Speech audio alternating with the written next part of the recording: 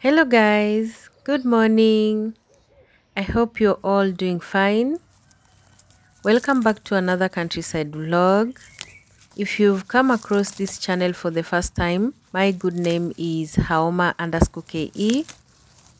So, today I just want to pluck some spring onions so that I can make some breakfast with them. So yesterday for supper we had some chapati. I cooked some chapati, and so some remained. So I'm just going to use the leftover chapati to make some Rolex. I know each and every country has different ways of making Rolex, but my way is just I get some spring onions, some coriander, and I'm going to use just 2 eggs because I have like 3 chapatis that I have, and I believe that will be enough.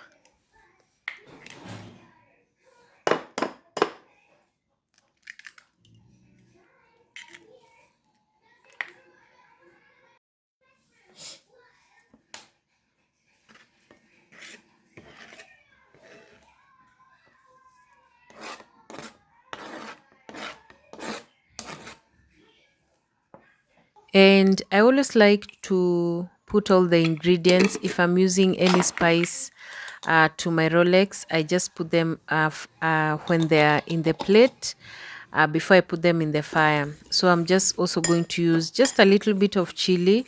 This is our own home ground pepper. We do it here in the farm, the one that I harvested last year, and they are still serving us. So this is the best thing about just planting your own vegetables and your own crops.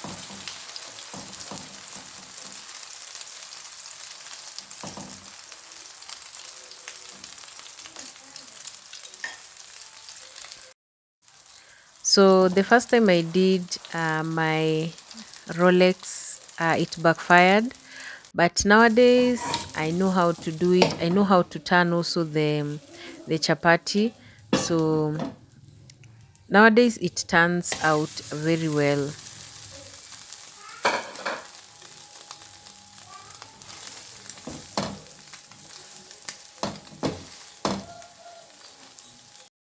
I always love trying out new things. And anytime I see a recipe or something that I can try out and I have the ingredients in the farm, I always try as much as possible to try it until I perfect it. And that is why even I've been trying cooking pizza for some time, and now I've been able to perfect it. So I'm done with my cooking. So I'm just going to take my leftover chapati Rolex with some white tea, and then I'm going to start with preparing our porridge flour from scratch, and then later on I'll head on to the farm. So one of the reasons why I started learning how to make my own porridge flour, of course, is because of the kids. So I would go to a supermarket, buy a certain porridge flour, and then maybe if it is a good one, the next time I come to the supermarket, it's not there.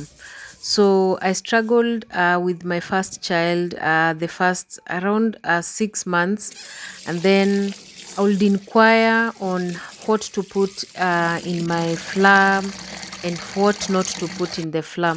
So after some time, I now manage to know how to balance all the ingredients. So I mix around 7 ingredients in my porridge flour, and so one of them is the a millet. So these are the millet, and I always make sure that I wash my millet thoroughly before I dry them, and then I take them to the posho mill. So this is just the normal process that I do, and I do it monthly. I make sure that when I'm preparing all my ingredients, I make sure that I make enough flour that will last me for a whole month. So I'm just going to use the cloth. This is just to drain excess water in the millet before I now take it outside to dry it.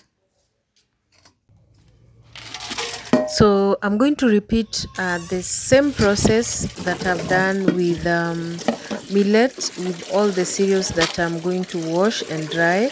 Before now, later on, I'm going to fry them. So I always do dry frying, but not all the ingredients or the cereals I'm going to fry them. There are some that I always meal them when they are not fried. So later on, if you're going to watch this video till the end, I'm going to show you those ingredients that I'm not going to fry them. So also I'll be telling you the portion of each and every ingredients, what to put in each and every portion when I'll be now frying them during the last process after each and every cereal has dried up.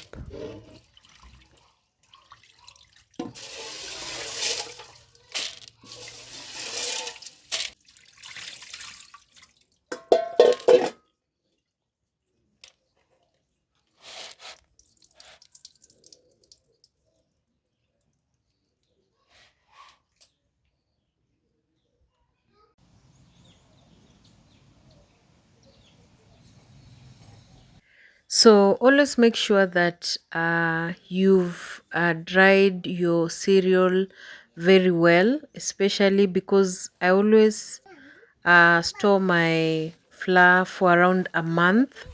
So if they are not dried so well, they will start producing mold, and also the taste of the porridge will be totally different.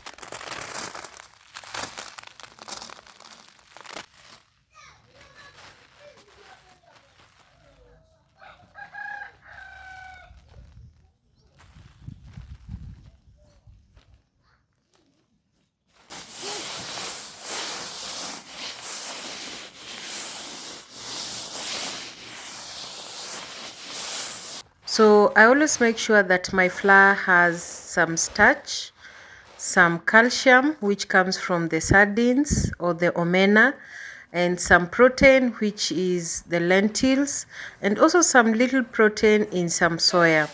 So that's what I do. And some fats when I mix either the sim or the groundnuts.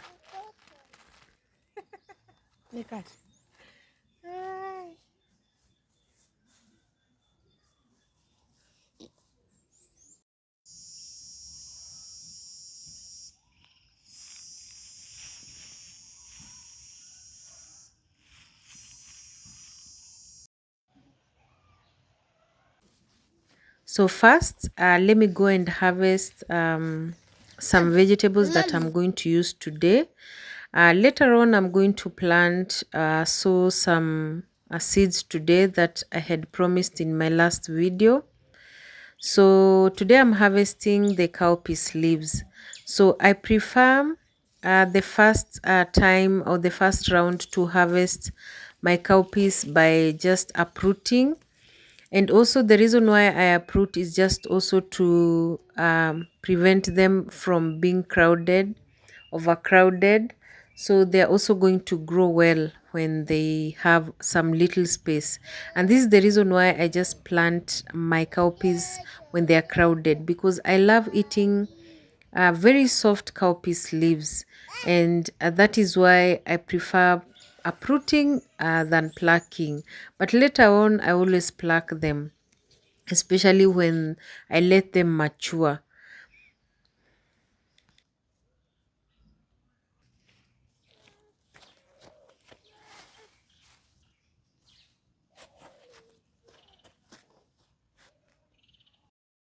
I always like showing the progress of the crops in my farm. So these are the groundnuts. They're doing well. Some are still coming out. Some have already come out very well. As you can see, some are still shooting. So we are just waiting for the rains to come back again, and you'll see a total different field here. So these are the watermelon. I planted them around 2 weeks ago, and they have really grown. Some are still shooting because I planted them in different times in a span of 1 week. So some seeds I planted like this week, and then the other seeds I planted the next week. That's why you're seeing the difference in their heights.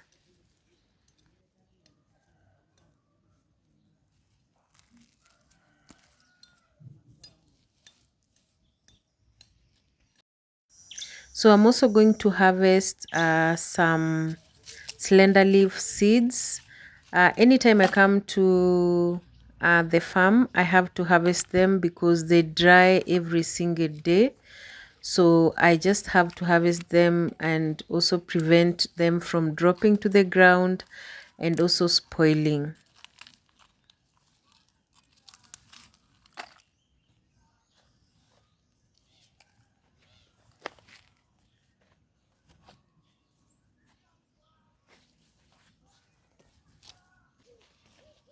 I think right now I'm very obsessed with the red onions. The way they turned out, it's super amazing. So, but also the ground is very hard because we've not been experiencing a rain for the past 2 weeks, like around 1.5. That's why you're seeing it's very hard to harvest them. But this is the reason why also I'm going to sow some few red onion seeds today.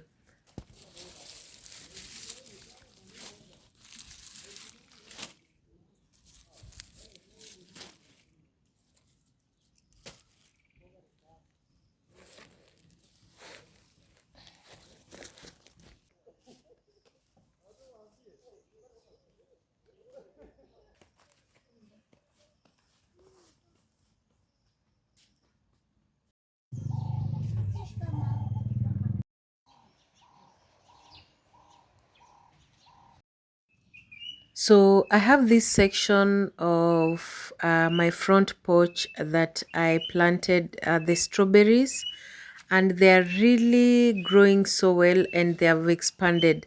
I planted only 3 strawberries, and as you can see, they have propagated to around 20 of them. And I think this area will be just strawberries all over.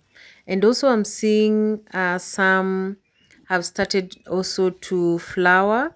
So this is a very good progress. I think soon we are going to be harvesting some strawberries from just from our farm. So one of my subscribers said that I need to cut off the runners from the main plant, especially after it has already propagated to a new plant. I'm supposed to detach it from the main plant.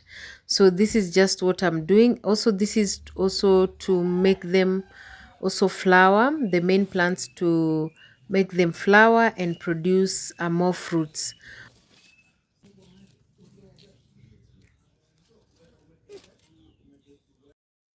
I'm also seeing like the leaves have started being eaten by some pests.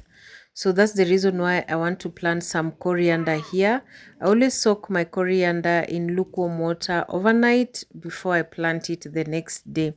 So I'm just going to plant a few seeds of coriander inside just to prevent pests. Coriander, I think the smell of coriander um, keeps away pests in your crops or in your plants. If I was not planting the coriander, I will definitely plant the garlic. It really works well with plants, and pests do not come near those two crops. Soon I'll start transplanting some seedlings to the other side of the farm because they'll be too crowded here.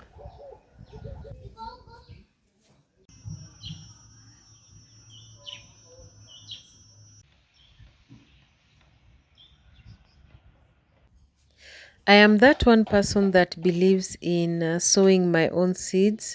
So I rarely give my farm manager to plant for me most of my seeds, especially almost every seed. Every seed that I've planted or any crop that I've planted in my farm, I always do it with my own hands. And I think I'm that person that believes in um planting my own seeds so that if it doesn't grow well, I know where I went wrong or what I did wrong in each and every area. So I'm just going to prepare this area and dig just some trenches, very shallow ones, because the seeds are very tiny, and then plant them.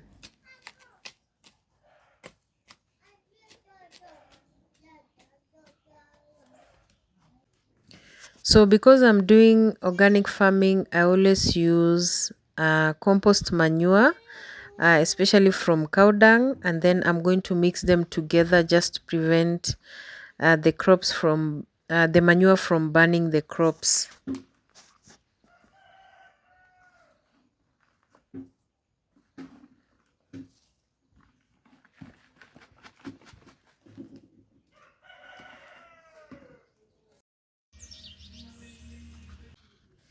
So first I'm going to start with the red onions. This is just how the seeds are. I lost my gloves, so I'm just going to use my hands. I'm mixing it with soil just to make them to be easy to pour them on the ground. So I always make sure that I soak my seeds overnight in lukewarm water before I now plant them the next day. And so I'm just pouring them on the ground, and then I'll just cover with very little soil. If I'm not covering it with soil, I'll just cover it with dry grass.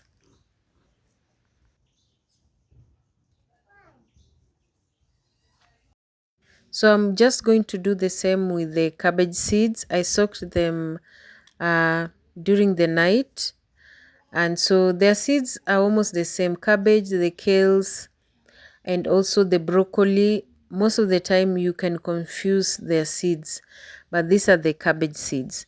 So I'm just going to do the same process I did with the red onion and then cover them.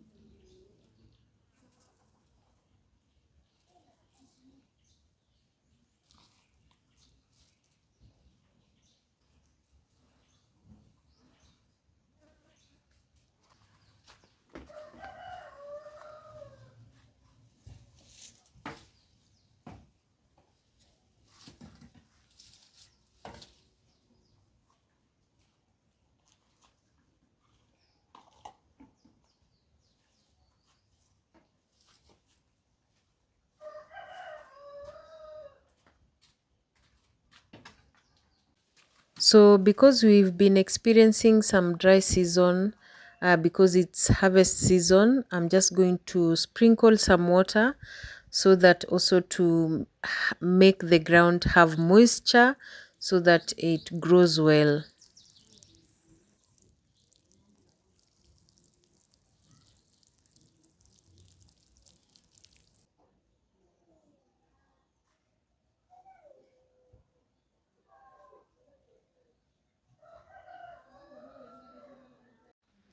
So I eventually covered it with some dry grass, and that is it on the side of the farm.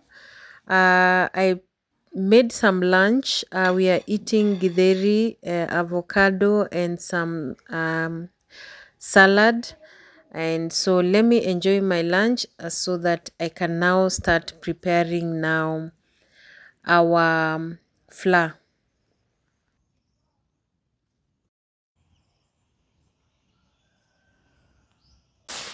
So all our cereals are now dry. As you can see them, they are very dry because the sun was very bright today. So it was to our advantage So I'm just going to collect them and then head on now to start frying them.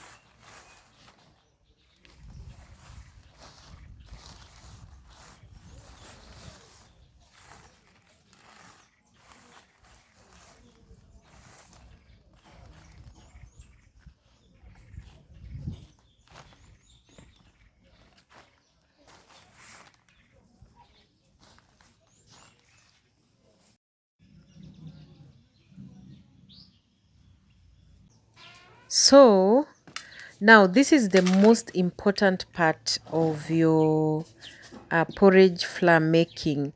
So if you go wrong this part, if you go wrong, you've spoiled your flour. So make sure when you're frying them, you do not burn them. That is one. You do not use oil. You do not use sugar. So this is just how I fry my millet. Just prevent them from burning because they cook very fast because they are very tiny. They are not like either groundnuts. And also the sardines, these are sardines. So the ratio of their quantities is, if you're making 2 kilograms of millet, have 250 grams of sardines or the omena. Same to the soya. These are the soya. It's very common here. We always put soya in our porridge. So same to soya, 250 grams of soya. Also, when you're frying them, do not burn them because they cook very fast. So do the same thing with the lentils. I always put lentils in my porridge flour. So do the same thing with the lentils. Do not burn them. So also the lentils, 250 grams of the lentils. So for the groundnuts, make sure you cook it very well, as in you make sure that it is fully cooked and not burnt, because if they are not cooked well, the porridge, especially when the flour is being milled, it will stick inside the portion meal. So I do not fry the cassava. So when you're going to the market, there are two types of cassava. There is that dark one and the white one. So this white one is what we use in many times in our porridge. We do not use the black one. The black one is used when you're making the ugali flour. So I'm also going, the groundnuts is 250 grams. I forgot to say that. That is the quantity. So the last ingredient, I'm using rice. So rice also use 250 grams, and we do not fry rice. So that's just how I make my porridge flour from the beginning to the end. So let me now go and mill it, and then I'll be back now to prepare supper.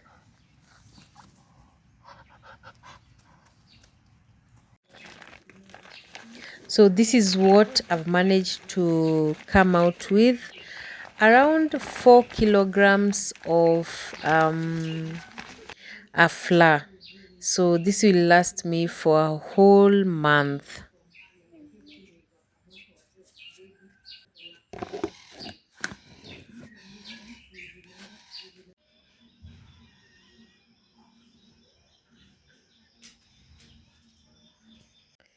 So it's evening now. It's been a long day. So let's prepare our supper today. So we are going to eat the cowpeas leaves. So I just prepared them, cut them very small ones. And then I'm just going to use the green onions from the red onions that we harvested. I'm using the green onions with the tomatoes. So this is just how I cook my cowpeas leaves. And also I'm going to add the shereha. I don't know the English name. I'm going to research and Google to know the English name of, I think it is at the local magadi. We prepare it from just ash burnt husk from the beans. So that's how we prepare that liquid. I think I've done a video on how we make that liquid. So I'm just going to cook it. I'll not overcook it because it is a very young cowpeas leaves. I'm just going to cook it just a little bit and then put some milk.